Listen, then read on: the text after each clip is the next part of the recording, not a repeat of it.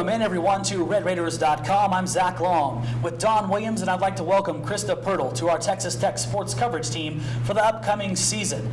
Guys, after a long summer, football season is finally upon us. We're going to get it officially kicked off on Monday and Tuesday in Dallas, Texas for Big 12 football media days. But before we head up there, we want to discuss some of the storylines that we're looking forward to covering. I'm going to start first with you, Krista. A lot of offensive talent in the Big 12 conference, especially at the running back slot.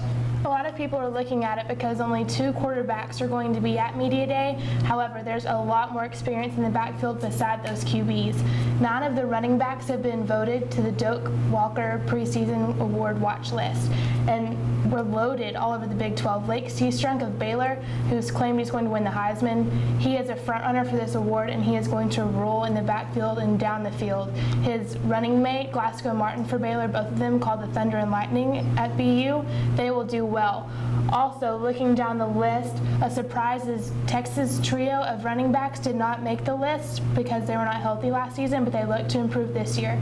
Kenny Williams for Texas Tech also did not make the list, but with Kingsbury's offense, he's sure to make an impact. And Don Williams, you've covered a handful of these football media days during your career. This is going to be a little bit different experience, especially with Texas Tech head coach Cliff Kingsbury, a much different personality than what we've been used to dealing with, say, in years past.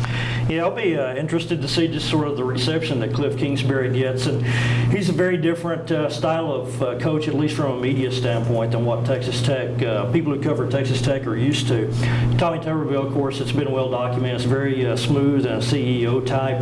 With Mike Leach, you never knew what he was going to say, but he was going to take 10 minutes to say it a lot of times. And with Spike Dykes, you go back in those days, and Spike was the guy who entertained everybody with the funny stories. Now, Cliff is a very different guy. Of course, super bright guy, but Cliff is a guy who has gives you really concise answers when he's asked a question.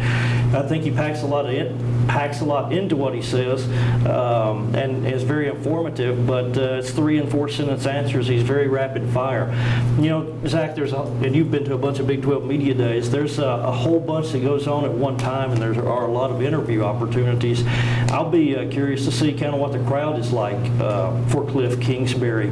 You have some coaches and players who attract a huge audience, as we saw down at the SEC Media Days this week with Johnny Manziel, and then you have others who are there kind of waiting for people to come over and talk to him. I think Cliff will attract a pretty good crowd just because there are a whole bunch of media who remember him from his successful playing days at Texas Tech, and kind of will be interested to reconnect with him, so to speak.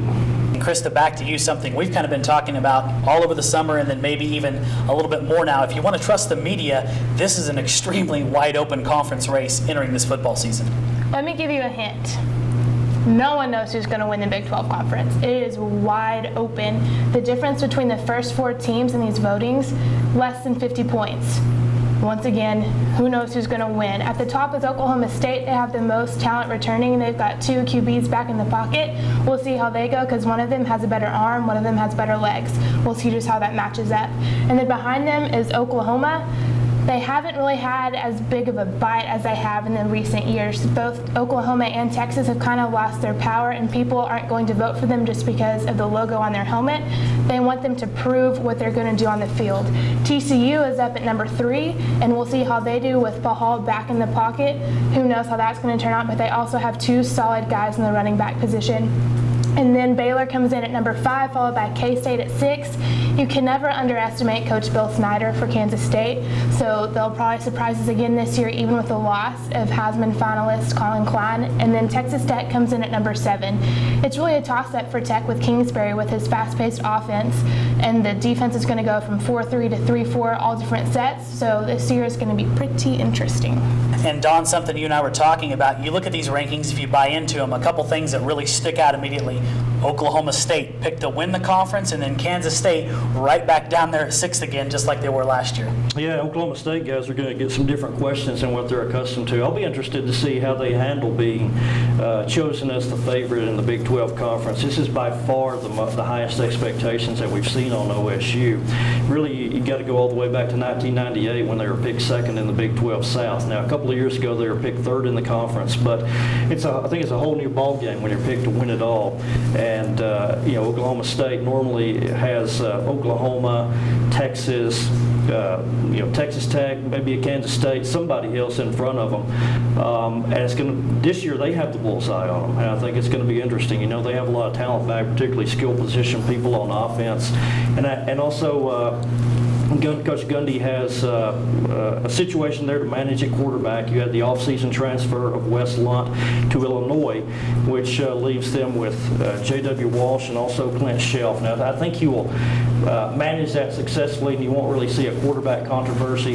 I think there will be clearly defined roles for both of those guys. I think Clint Shelf, after he started the last 5 games last year and was MVP of a bowl game, he will be their number 1 guy. But Oklahoma State, with kind of a little different outlook and a different set of expectations to manage this year compared to what the Cowboys are used to.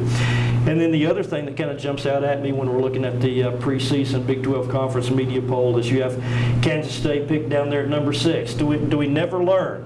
Last year, media people picked Kansas State number 6, and they go and win 11 games. Of course, the big difference this year is they don't have Colin Klein. I think the offense will be okay. They have 8 starters back on the offense. You have maybe one of the top running backs in the Big 12 Conference in the nation with John Hubert, and you have a couple of terrific receiver return men with Tremaine Thompson and Tyler Lockett. Some good offensive linemen. Big question for Kansas State, I think, is 2 things. Defensively, they lose nearly everybody. And then the other thing for KSU is they were kind of the stereotypical Big 12 team, or Bill Snyder team last year. They led the conference by a wide margin in turnover margin. They were second in third down conversion rate. They were second in red zone defense. They did all the fundamental things right. They're going to have to do that again, I think, this year to overcome maybe some question marks on defense. But again, if you ask me, K-State picked 6th, I'm a little bit surprised there. I think they'll finish higher because they always finish higher than what you expect them to. And obviously, that's just a few of the storylines that we're going to see unfold over the next 2 days at Big 12 Football Media Days from the Omni in Dallas. We're going to have full coverage from Dallas, Texas of all the happenings, so keep it locked into LubbockOnline.com, RedRaiders.com for full coverage of Big 12 Football Media Days. For Don Williams and Krista Pirtle, I'm Zach Long. We'll see you next time.